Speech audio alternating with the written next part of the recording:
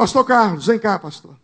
Pastor Carlos Patente é pastor na Flórida, nos Estados Unidos, escritor, amigo do Chico Malaquias e amigo do pastor Silaí. O Chico, não preciso nem falar dele, que todos vocês amam o Chico Malaquias, que já esteve aqui por diversas vezes. E o pastor Silaí é um grande amigo meu, é pastor da PIB na Flórida, um cara fantástico, maravilhoso. E aí, quando eu fiquei sabendo que o pastor Carlos estava no Brasil, falei, opa, é a oportunidade dele conhecer o formigueiro. E está conosco. Pastor, estamos muito felizes com a sua presença aqui. Sinta-se à vontade, tenha liberdade para estar ministrando. Que Deus plantar, colocar no seu coração, ministra sobre as nossas vidas. Amém? Vamos orar pela vida dele? Pai, em nome de Jesus. Pai, eu te agradeço pela vida do pastor Carlos Patente, porque, Senhor, ele possui uma das histórias mais impactantes que eu já ouvi com pastores brasileiros nos Estados Unidos. Já tinha ouvido falar do que aconteceu com ele lá. E hoje, ouvir da boca dele, Senhor, me trouxe ânimo, encorajamento e alegria no Espírito, por ver o cuidado do Senhor com os teus servos. Agora, Senhor, usa o teu servo nessa noite como boca do Senhor para falar aos nossos corações. Graças te damos, Senhor, abençoe a vida dele, para que ele possa ser usado em nossas vidas, em nome de Jesus. Amém, meu pastor. Tenha liberdade. Deus abençoe. Graça e paz, irmãos. Prazer poder conhecer esse formigueiro que faz parte da Igreja do Senhor Jesus. Eu já tinha muito ouvido falar sobre esta igreja, sobre o pastor de vocês, e ainda não tinha tido o privilégio de conhecê-los pessoalmente, como estou tendo hoje, e me sinto privilegiado, me sinto honrado de poder estar aqui à noite, conhecer gente que está fazendo diferença onde está plantado. Louvo a Deus pela vida dessa igreja, do pastor Alvim, que eu tenho a honra de conhecê-lo, conhecia só de nome. O Chico fala muito dele, e no que diz respeito a ele, eu creio que é verdade, mas o Chico, a gente tem que tomar sempre um cuidadozinho, que ele exagera um pouquinho, né? É um amigão, uma pessoa muito querida, o Chico Malaquias, uma pessoa que nós temos um carinho muito grande. E indo na Flórida, né, com certeza vocês vão visitar o Silaí, mas lembrando a gente também, viu? Já falei com o pastor Alvim, que indo lá, talvez ele vai lá o ano que vem, vai ser um prazer poder recebê-lo lá também. Queridos, deixe-me fazer uma breve apresentação de um trabalho que nós temos desenvolvido, de escrever. Para mim, honestamente, eu acho a parte mais difícil quando eu vou falar sobre esses assuntos, porque eu não tenho muito jeito para fazer propaganda, para divulgar, e não quero tomar muito tempo aqui para fazer anúncio de um material de livro. Tem alguns exemplares, nós temos, creio que são 11 livros escritos, mas eu quero pedir permissão ao pastor e aos irmãos para focar pelo menos desses que estão aqui, pelo menos em 4. Esse aqui, Viver Bem, Questão de Escolha, com o prefácio do pastor Márcio Valadão. Um livro que tem ajudado muita gente, tem abençoado a vida de muita gente nessa questão de escolha, questão de viver bem. Não é? Muita gente pensa que é possível viver bem desde que esteja tudo bem com tudo que envolve ao seu redor. Mas muitas pessoas não sabem que viver bem depende das escolhas que você faz e como faz. Né? E esse livro aqui, eu creio que ele ajuda as pessoas nessa direção aí. Viver Bem, Questão de Escolha.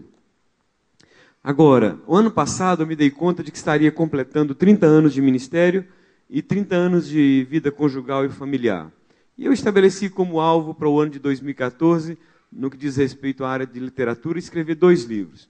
Um alusivo aos meus 30 anos de ministério e outro alusivo à minha família. E então, eu escrevi esse livro aqui, Mensagens que Falam ao Coração, né? Estão expostos ali. Tenho certeza que Deus tem algo para ministrar ao seu coração. São mensagens diferenciadas, 52 mensagens diferentes de assuntos diferentes. Agora, o meu foco maior é este aqui. Na verdade, minha intenção era escrever um livro só para a família, Mas depois eu me dei conta de que o assunto estava muito, quando eu voltei estava falando sobre casais, o assunto estava muito pertinente aos casais. Então eu resolvi desmembrar e escrever um livro voltado só para a família, não é? E eu quero encorajar os pais, especialmente aqueles que têm filhos pequenos ainda, não é? E os avós mais conscientes, que não estragam os filhos dos seus filhos, não é? Que leiam este livro. Gente, olha, de coração, eu tomo Deus como testemunha, meu desejo de que esse livro se espalhe para o Brasil e que abençoe as famílias é porque a proposta desse livro, esse livro não foi escrito basicamente por mim, nós trazemos informações de autoridades, de pedagogos, de psicólogos, de conselheiros familiares, de gente boa nesta área e que ajuda muito. Família é coisa séria. Eu gostaria que eu trouxe apenas acho que 15 ou 18 livros só deste. Família é coisa séria. E o outro é só para casais. Eu estou fazendo um empenhozinho maior nesses 2 livros, porque, irmãos, a família tem sido tão solapada, tem sido tão atacada pelo diabo nesses últimos anos, porque ele sabe que se ele destruir a família... Pode deixar, pastor, isso daqui vai ser um presente para o pastor Alvim. Não é? Prazer, pastor. A família tem sido tão atacada de uma maneira tão perversa que eu tenho orado pedindo a Deus que use esses livros para fortalecer as famílias. Então, se você não adquiriu o livro, eu gostaria que você pelo menos orasse para que Deus usasse essa fonte de informação que está aí para abençoar as famílias, não é? Que é o nosso grande desejo, nosso grande meta. Eu quero compartilhar com vocês nesta noite um texto que está no livro das Lamentações de Jeremias, no capítulo 1. Como os irmãos vão ficar sentados pelo menos uns 20 a 25 minutos, eu quero convidá-los a se colocarem de pé, por favor, e abra comigo a sua Bíblia no livro de Lamentações, capítulo 1. Agradecer a pastor Herói que nos trouxe, sua esposa que também tem feito companhia para a gente ali. Irmãos, quando o pastor Alvim estava falando sobre as viagens dele, não sei qual foi a sua sensação. Eu tive 2 sensações ali. A primeira, que eu quase nem aguentei subir aqui de tão cansado que eu estava. A segunda, porque essa maratona aí não é fácil, né? E a segunda, a impressão que eu tive é que a gente precisa cobri-lo mais com oração. Então eu queria deixar essa palavra aqui. Talvez você não saiba o quanto o seu pastor precisa que você intensifique sua oração em favor dele. Então fica aqui meu pedido para você. Ore mais por esse pastor que está sendo usado por Deus para abençoar gente de lugares tão distantes. Nesses dias em que a igreja...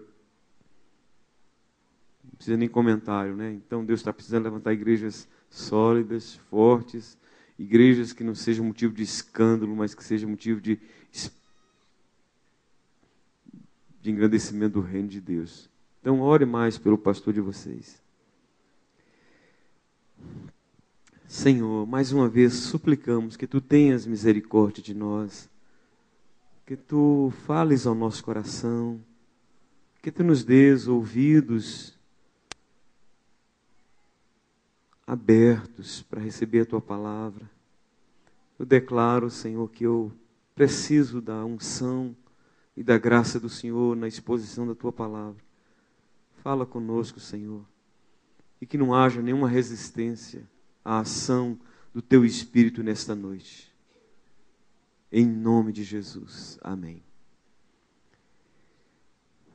Lamentações, capítulo 1.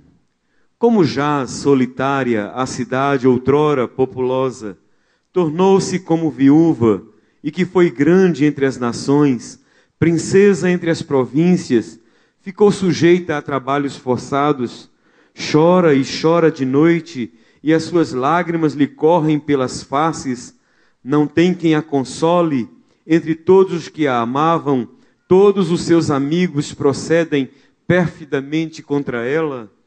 Tornaram-se seus inimigos. Judá foi levado para o exílio, afligido e sob grande servidão.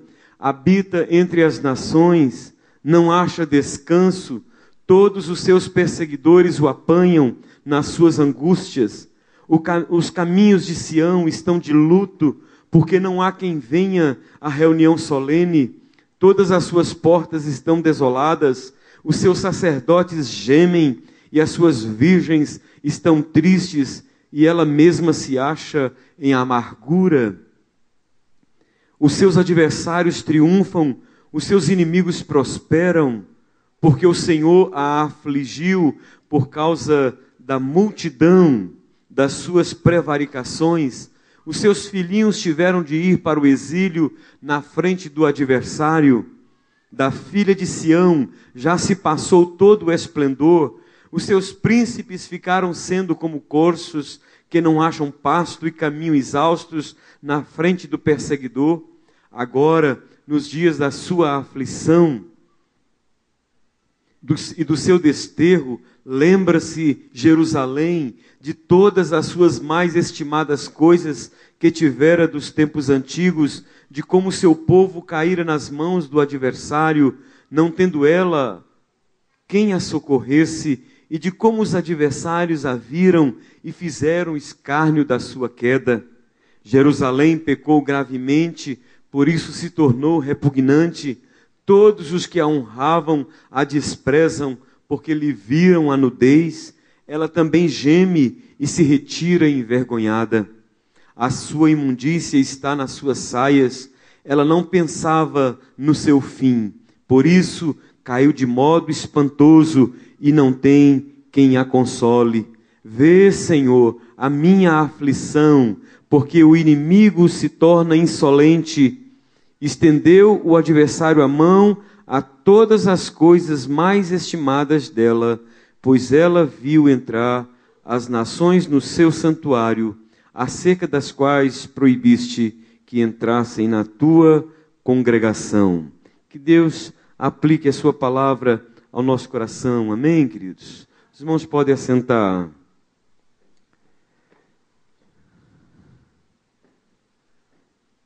Queridos, há um ditado que eu creio que é conhecido de todos vocês, que diz que sábio é aquele que aprende com o erro dos outros, e que inteligente é aquele que, não tendo podido aprender com o erro dos outros, aprende com seus próprios erros.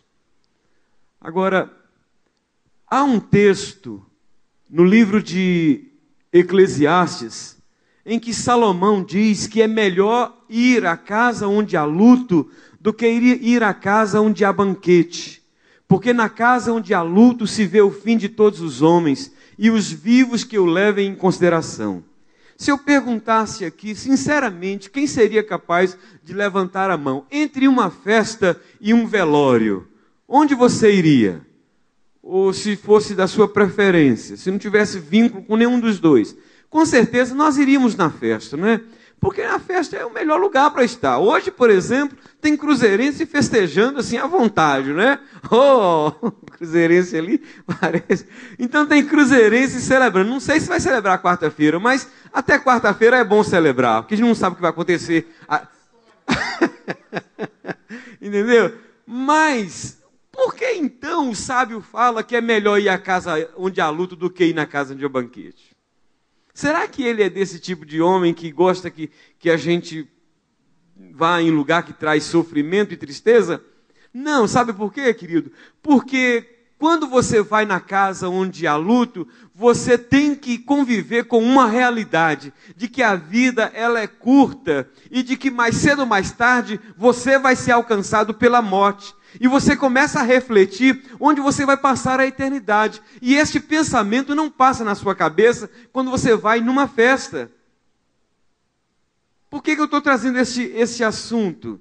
Eu estou trazendo este assunto porque nós podemos parafrasear o que disse o sábio Salomão e dizer que em alguns casos é melhor ouvir lamentos que nos fazem pensar no que causou tal lamento, do que ouvir canções alegres que não nos fazem pensar em certas realidades da vida. Hoje eu quero tomar o lamento do profeta Jeremias como base da nossa meditação, desejando que o lamento dele e do seu povo no passado possa nos ajudar a evitá-las ou evitá-los em nossa caminhada nos dias de hoje e no futuro.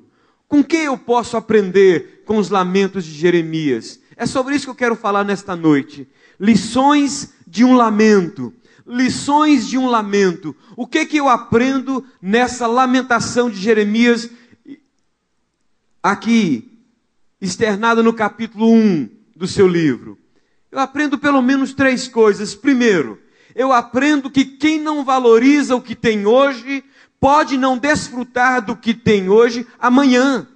Vou repetir. Eu aprendo que quem não valoriza o que tem hoje, pode não desfrutar do que tem amanhã.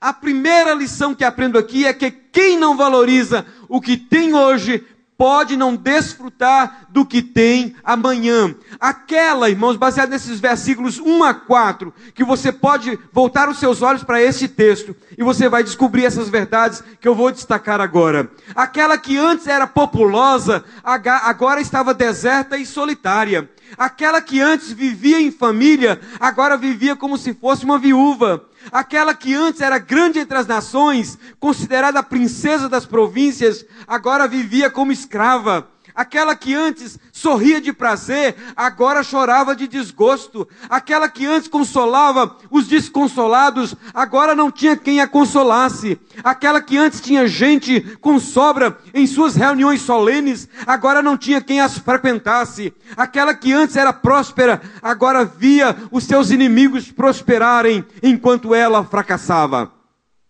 A pergunta que fica é: por que aquela que antes era populosa, agora estava deserta e solitária? Aquela que antes vivia em família, agora vivia como se fosse uma viúva. Aquela que antes era grande entre as nações, considerada a princesa das províncias, agora vivia como escrava. Aquela que antes sorria de prazer, agora chorava de desgosto. Aquela que antes consolava os desconsolados, agora não tinha quem a consolasse. Aquela que antes tinha gente com sobra nas suas reuniões solenes, agora não tinha quem as frequentasse. Aquela que antes era próspera, agora via os seus inimigos prosperarem enquanto ela fracassava. A resposta a essa pergunta é uma só. Porque a resposta é a seguinte: porque quando tinha tudo em seu poder, eles não souberam valorizar. Pelo contrário, administraram mal as bênçãos que receberam e agora não podiam mais desfrutar delas, porque eles não as tinham mais consigo. A lição que eu aprendo aqui com o lamento do profeta é que eu preciso aprender a administrar melhor, agradecer e valorizar mais as bênçãos que Deus tem me dado, para que elas não sejam amanhã apenas lembrança do que eu tive ontem, como tem acontecido na vida de muitas pessoas. Meu irmão, ouça com muita atenção o que eu vou lhe dizer agora. Se você não quer fazer parte desse grupo que lamenta hoje o que perdeu ontem, então você precisa valorizar mais o que Deus tem te dado. Você precisa valorizar mais a sua família. Você precisa valorizar mais os seus pais. Você precisa valorizar mais a sua saúde. Você precisa valorizar mais a sua igreja. Você precisa valorizar mais o seu pastor. Nos Estados Unidos nós estamos cheios de gente lá que às vezes hoje estão fora da igreja, gente que hoje está lá dizendo: a igreja boa era a igreja da qual eu vim.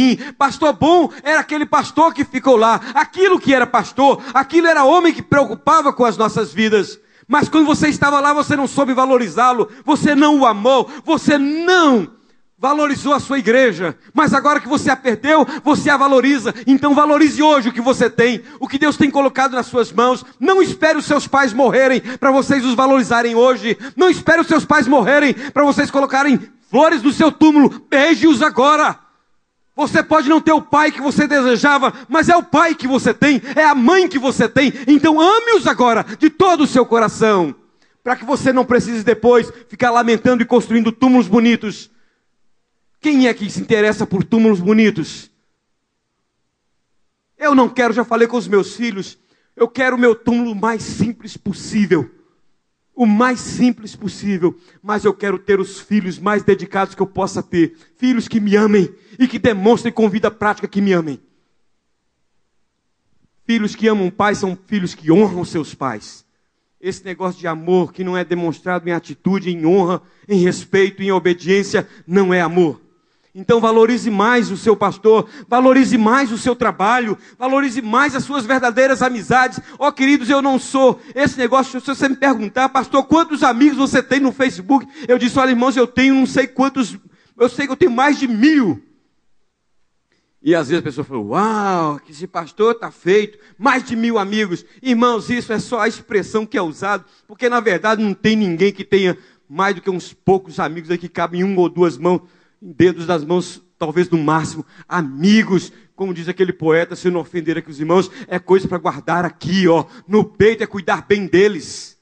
Porque são eles que vão estar do seu lado nos momentos difíceis. Agora, muitas vezes, eu estava conversando com o pastor Herói, com a irmã Ana, o que nós temos visto lá nos Estados Unidos, com essa mentalidade de imigrante que vai para outra terra para saquear, para tirar, para sugar o que tem lá, e não cria raiz, não cria vínculo, não cria lastro. Muitas dessas pessoas chegam lá, irmãos, e só querem saber de ganhar dinheiro, não estabelece vínculo, não estabelece relacionamento, as amizades são descartáveis, até mesmo o relacionamento na igreja. Você conversa muito com o pastor Silaí, eu creio que esse é o mesmo lamento dele. Poxa vida, tinha tantas pessoas aqui na igreja, daqui a pouco você não sabe mais com quem pode contar. De uma hora para outra, não precisa acontecer nada de extraordinário, simplesmente vira doril, sumiu, de uma hora para outra. Eu sei que isso não acontece aqui, queridos, mas fica aqui uma palavra de reforço, para que você aprenda a valorizar e agradecer mais a Deus o que você tem hoje, para que você não venha lamentar isso amanhã, dizendo que perdeu. Valorize mais os seus bens, valorize mais as pessoas que estão do seu lado, valorize mais tudo que Deus tem te dado, valorize. Eu tenho dito, queridos, que muitas vezes nós lamentamos mais o que não temos, e não agradecemos o que temos. Tem gente que é infeliz pelo que não tem, enquanto poderia ser feliz pelo que tem, não é verdade? Então comece hoje, quem sabe, se você está sentado perto do seu pai, da sua mãe, do seu filho, da sua filha, ou da seu esposo, da sua esposa, com todo carinho, com todo respeito, dê um beijinho aí, assim, bem gostoso. E se você sentar perto do irmão, dá um apertinho na mão e diga, olha, você é precioso. E comece a valorizar esse irmão que você tem. Ele pode não ser aquele irmãozão que você esperava, mas é quem Deus colocou no seu caminho, querido. Então, seja bênção na vida dele. Amém? Valorize esse irmão, valorize essa igreja, valorize esse pastor, valorize tudo que Deus tem te dado. Minha pergunta para você nessa noite: será que você está precisando aprender a colocar em prática essa lição? Será que nesta noite, de alguma forma, Deus me trouxe aqui para dizer para você, olha, você está perto de perder algo para você aprender a valorizar. Mas nesta noite eu estou dando uma chance para você. Não vou tirar de você, não vou permitir que você perca o que você está para perder, se você começar a valorizar isso hoje. Amém? O que eu aprendo com o lamento do profeta Jeremias? Em segundo lugar, eu aprendo que quem se esquece do Senhor no tempo da bonança, vai se lembrar dele no tempo de escassez. Quem se esquece do Senhor no tempo da bonança, com certeza vai se lembrar dele no tempo da escassez. Os Salmos 106 e 107 expressam muito bem o que eu estou dizendo aqui. Eles relatam a caminhada do povo de Israel com o Senhor em todos aqueles anos, desde a sua saída do Egito, até a sua passagem pelo deserto, até a chegada na terra de Canaã. Agora, é comum você encontrar no Salmo 107, pelo menos por 4 vezes, você encontra este versículo. Então, na sua angústia, clamaram ao Senhor, e o Senhor os livrou das suas tribulações. Salmo 107, verso 6, verso 13, verso 19, verso 28. Agora, estes versículos dizendo que eles na angústia clamaram ao Senhor, foram precedidos dos seguintes: todas as vezes que Deus intervinha e livrava o seu povo assim que passava o perigo, e eles voltavam à vida normal e começavam a prosperar, eles se esqueciam do Senhor. E assim descreveu o salmista a atitude desse povo, nos versos 13 e 21. Cedo, porém, se esqueceram das suas obras. Esqueceram-se de Deus, seu Salvador. Que coisa, irmãos. Cedo, porém, se esqueceram. Agora preste atenção no que diz o profeta Jeremias em seu livro de Lamentações, nos versos 6 e 7. Diz assim: da filha de Sião já se passou todo o esplendor. Agora, nos dias da sua aflição e do seu desterro, lembra-se de Jerusalém, de todas as suas mais estimadas coisas que tiveram nos tempos antigos. Lembrar-se de Jerusalém, das suas coisas mais estimadas e dos tempos de prosperidade, era lembrar de Deus, era lembrar do tempo em que Deus não apenas os supria, mas sobretudo do tempo em que Deus pelejava por eles e defendia a sua causa, e os defendia contra os seus inimigos. Aquele que presenciou um povo indiferente, insensível e resistente ao mover e ao agir de Deus no tempo da bonança e da prosperidade, agora no tempo da aflição, da adversidade, buscavam ao Senhor. Jeremias, no capítulo 3, no verso 18, diz que o coração de Jerusalém clama ao Senhor. O coração de Jerusalém clama ao Senhor. Agora a pergunta é, por que o coração de Jerusalém não clamou ao Senhor em tempos anteriores? Quem se esquece do Senhor no tempo da fartura vai se lembrar dele no tempo da escassez. É fato. Eu imagino que ao ver a dor e o sofrimento da parte do seu povo, o profeta Jeremias tenha pensado com a alma tomada de tristeza e dito, quem sabe para si mesmo: por que, ó Jerusalém, ó moradores de Jerusalém, vocês não buscaram o Senhor no tempo da bonança? Por que, ó moradores de Jerusalém, vocês não deram ouvidos às palavras do Senhor que vieram por meu intermédio por 25 anos? Por 25 anos, começando de madrugada até a noite, eu preguei para vocês dizendo, vai vir o juízo, vai vir o cativeiro. Vocês nunca levaram essas palavras a sério. Agora que vocês estão caminhando para o cativeiro, vocês se lembram de Jerusalém. Vocês se lembram do Senhor. Que pena que vocês estão lembrando tardiamente do Senhor. Como dói meu coração em ver os seus filhinhos sendo mortos na presença dos seus próprios pais. Mas o que mais eu posso fazer? Se tudo que eu pude fazer não foi levado em consideração por vocês. Oh, amados, o apóstolo Paulo nos diz na sua carta aos Coríntios que o que foi escrito em relação à caminhada do povo de Israel no passado serve de advertência para nós hoje. 1 Coríntios 10, 11. Portanto, tomemos o lamento do profeta Jeremias como exortação para nós hoje. Amados, não sejamos como aqueles que se esquecem do Senhor no tempo da fartura, para que não sejamos como aqueles que só lembram dele no tempo de escassez. Está chegando o final do ano. Não sei aqui nessa igreja, mas uma grande parte das igrejas é muito comum jovens que estão agora saindo do 2º grau, começar a dizer, ore por mim, para Deus me abençoar, para eu passar no vestibular. E começa o clamor, e começa a busca, e Deus começa a abençoar. Aquele jovem passa no vestibular, faz um curso, daqui a pouco faz outro curso, se torna uma pessoa bem-sucedida, daqui a pouco vira as costas para o Senhor. E onde está mais aquele jovem? Acha que não precisa mais de Deus?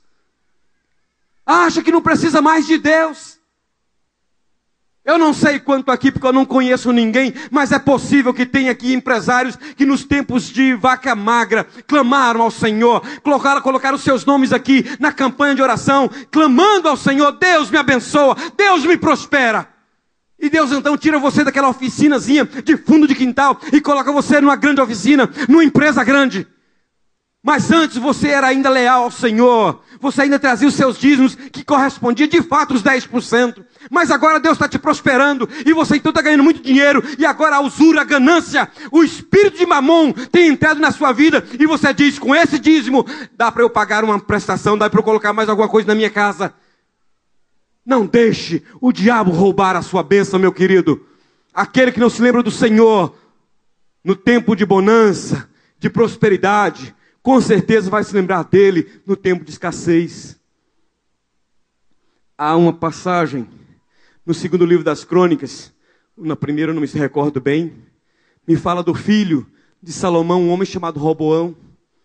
Roboão vira as costas para Deus, e depois de virar as costas para Deus, a Bíblia fala que Deus permite que os seus inimigos venham sobre ele.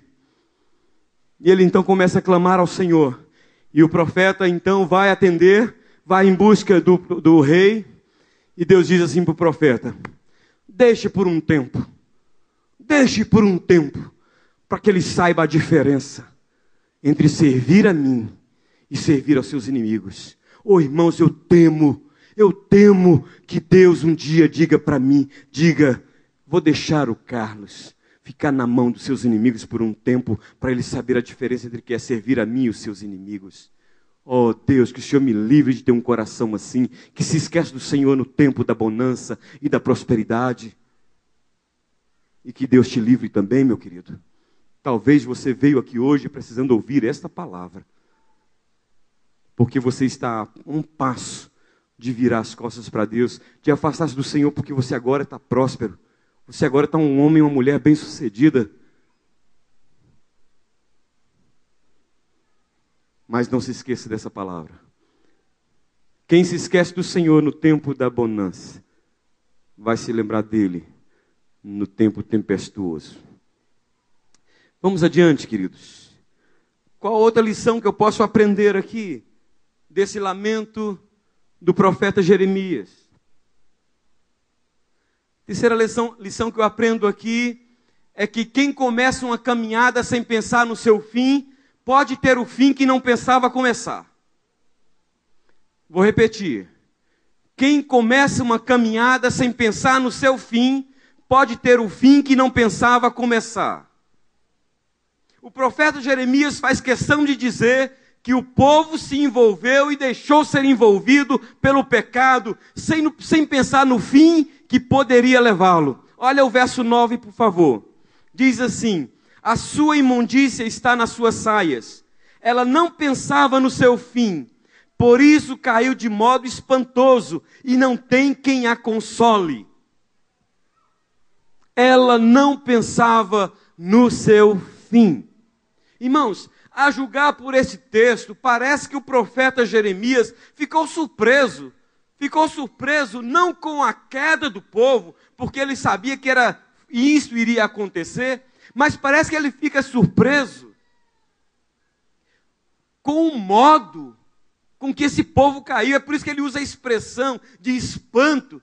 Ele caiu de modo espantoso, a ponto de não ter quem o consolasse ou ajudasse. O que levou o povo a cair numa situação tão deplorável e deprimente como a que chegou?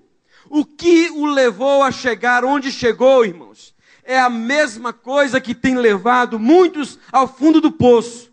O iniciar uma caminhada sem pensar no fim que essa caminhada pode chegar. Quando o povo de Israel começou a ignorar a palavra de Deus e começou a seguir o seu próprio raciocínio, o seu próprio pensamento, o seu próprio caminho, ele começou a dar os seus primeiros passos rumo a uma vida que iria lhe trazer muita tristeza, dor e sofrimento. O grande problema de quem começa a dar os seus primeiros passos neste caminho é que ele não faz a menor ideia do que o espera um pouco mais adiante, que é sempre pior do que se possa imaginar. Uma jovem que era braço direito na minha congregação, daquelas pessoas que você fala assim, Senhor, não permita que essa pessoa saia, porque é aquele tipo de gente que todo pastor gostaria de ter. Gente que ama o Senhor, gente que ama a obra, gente que ama o seu pastor, gente que ama trabalhar em prol da causa. Daqui a pouco aquela moça fica apaixonada por um pão. Viu isso? Aqui não tem isso, né? Se apaixona por gato, né? Pois é, mas lá ela fica apaixonada por um pão. Naquela região nossa, quando o rapaz é bonitinho, fala, ó, que pão. As mocinhas falam, você viu que pão? E eu disse, olha, eu já vi muito pão depois virar bolorô, tudo. Já vi muito gato depois virar esse animal que mau cheiro, não chama? Gambá. Já vi guaxinim, já vi muito gato virar gambá. E foi assim, pastor, tem um pãozinho que chegou aí de Vitória. Eu disse, minha filha, tenha paciência. Vamos orar e pedir a direção de Deus? Vamos saber quem é esse rapaz? Você sabe quem é esse rapaz? Você conhece a família desse rapaz? Não, pastor, só sei que ele é muito bonito. Falei, não é suficiente, minha filha. Procure saber de onde esse rapaz vem, qual a origem dele, como é que ele trata a mãe dele, como é que ele trata o pai dele, com quem são os amigos dele, qual o trabalho dele. Ele disse, pastor, então eu estou sendo um investigador. Eu falei assim, nos dias de hoje tem que ser assim mesmo, tem que ser investigador. Procura saber quem é esse gatinho, quem é esse pãozinho. Porque nos dias de hoje tem muito gatinho virando gambá com pouco tempo. É um processo que acaba assim. Pois bem, irmãos, aquela moça gradativamente foi saindo da igreja. Saindo da igreja, até que saiu completamente da igreja. Um dia, chega aquela moça em casa, pálida, magérrima, com a barriga desse tamanho. Disse, pastor, estou vivendo um grande dilema na minha vida. O que aconteceu, minha filha? Meu namorado quer que eu faça um aborto. Olha o estado que está a criança. Eu já pequei demais, pastor, eu não quero cometer esse tipo de pecado. Disse, não, minha filha, você não vai fazer isso. Nós vamos te acolher. Acolhemos a moça e começamos. Passou um tempo, a moça ganhou neném. A moça ganhou neném, passou um tempo, o rapaz chegou, o pãozinho chegou de novo. E o pãozinho entrou na casa dela de novo. Eu vou encurtar uma história daquela moça. Um dia eu fico sabendo que ela está no hospital. Chego lá, a moça está desfigurada, completamente desfigurada, pálida, magra, querendo suicidar-se. Eu disse, o que aconteceu? Demorou muito para que ela nos deixasse aproximar-se dela. Porque ela tinha vergonha e disse, pastor, eu tenho vergonha. Porque o Senhor me advertiu tantas vezes, eu nunca dei ouvido. Falei, o problema seu foi que você começou uma caminhada sem pensar no seu fim. E quem começa uma caminhada sem pensar no seu fim, pode ter o fim que não pensava começar. É isso que aconteceu com você. Mas o Senhor está de braços abertos, Ele te perdoa e te restaura. E assim foi, fomos trabalhando com aquela moça. Um dia, quando eu cheguei na casa dela, bati na porta da casa dela, eu, o evangelista e a esposa dele, batemos a porta da casa daquela moça, e ela sabia que nós estávamos lá, mas disse que não ia abrir a porta. Eu disse, eu não vou sair daqui enquanto você não abrir essa porta. E ficamos lá por uns 10, 15, 20, 30 minutos, mais de meia hora, quase uma hora ali, chamando, fulana, por favor, abra a porta, queremos falar com você. Eu sabia que ela estava com dificuldade de perdoar a si mesma. E eu não podia deixar que aquela moça ficasse daquele jeito, porque eu sabia que o diabo estava colocando pensamento suicida na sua cabeça. E por fim, depois de muito insistir, ela abriu a porta e nós falamos do amor e do perdão de Deus. E depois de um tempo ela entrou no quarto e buscou um jornal e disse, pastor, olha o que aconteceu com o pai do meu filho. E o jornal estava lá estampado. Traficante de drogas é encontrado esquartejado em vários sacos de lixos no lixão de Vitória. É claro que não ia dizer isso para ela, não disse para você, minha filha. Que ela não precisava ouvir isso, ela precisava de um abraço, de uma palavra de perdão e de amor. Mas para você eu digo hoje, antes que isso aconteça com você, talvez você está iniciando uma caminhada que você sabe que não tem a aprovação e a bênção de Deus. Você está iniciando muitas vezes uma como é que fala? Não é parceria, não, como? Uma sociedade com alguém que você sabe que não vai ser bênção na sua vida. Você está iniciando um relacionamento afetivo com alguém que não vai ser bênção na sua vida. E você sabe disso. Mas nesta noite o Espírito Santo de Deus manda dizer para você, quem começa uma caminhada sem pensar no seu fim, pode ter o fim que não pensava começar. Então saia antes que seja tarde demais. 3 exemplos. Eva nunca imaginou que poderia acontecer aquilo, não apenas com ela, mas com a humanidade. Davi nunca imaginou que a sua vida, que a sua família, o seu reino e a sua posteridade seria afetada do jeito que foi, por causa daquele olhar e daquela relação que teve com Batseba. A Bíblia fala de um moço chamado Demas, fala dele 3 vezes. Fala, começando dizendo que era um grande companheiro de Paulo, depois fala que ele simplesmente, Paulo só menciona o nome dele.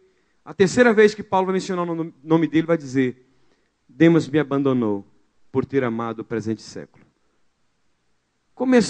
Demas começou se envolvendo, com certeza, com as coisas do mundo de forma bem sutil, bem suave. E quando ele menos pensou, já estava envolvido completamente no mundo e já tinha abandonado Paulo e a missão que Deus o chamou para fazer. Talvez, meu irmão, você está ou tenha iniciado ou está prestes a iniciar uma caminhada que pode te levar para um fim que não é o que você deseja. Pelo contrário, um fim que vai te fazer sofrer e vai te levar a perder o que há de mais precioso. O que de mais precioso você tem. O início dessa caminhada pode ser um relacionamento amoroso. Pode ser uma amizade com alguém que tem procurado te afastar dos caminhos do Senhor. Pode ser uma sociedade com alguém que não prima pelos bons princípios. Pode ser um distanciamento voluntário da família, da igreja e das pessoas que zelam pelo seu bem. Pode ser um envolvimento com pessoas e negócios que parecem vantajosos, mas que não passam de negócios e pessoas fraudulentas e desonestas. Se esta é a sua realidade, lembre-se de uma coisa. Aquele que inicia uma caminhada sem pensar no seu fim, pode ter o fim que não pensava começar. Eu quero concluir a mensagem desta noite, fazendo a seguinte indagação. E para esta pergunta eu gostaria de ter uma resposta. Ainda que fosse uma resposta interior, no seu coração. E eu já sei qual é a resposta. E a resposta é sim. Mas eu gostaria que você respondesse de forma audível, na sua alma, no seu coração, para que Deus ouvisse. E a pergunta é a seguinte. Queres ter no futuro, começando hoje, um sorriso em vez de lamento, alegria em vez de tristeza, uma chegada segura em vez de um fim desastroso? Sim. Então, valorize o que você tem hoje, para que você possa desfrutar do que tem amanhã.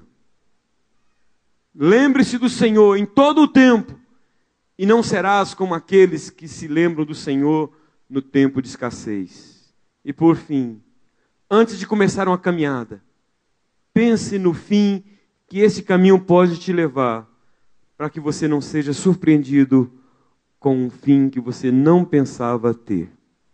Que Deus te abençoe.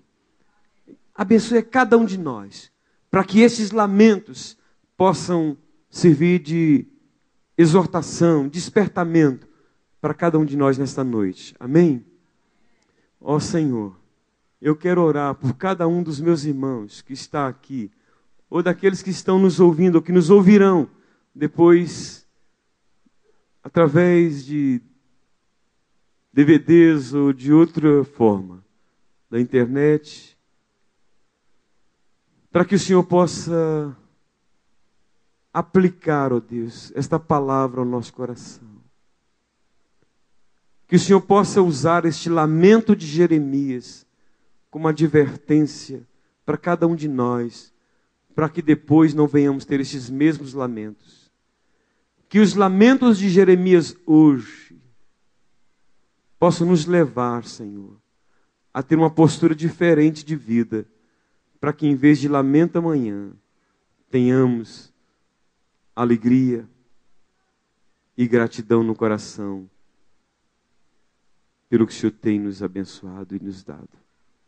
Abençoe o teu povo, Senhor.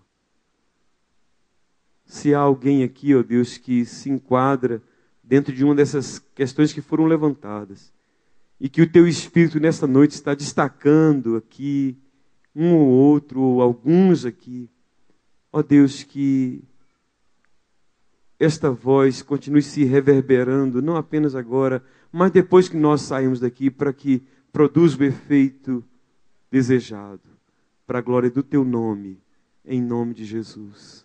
Amém. Deus te abençoe, meu querido. Amém.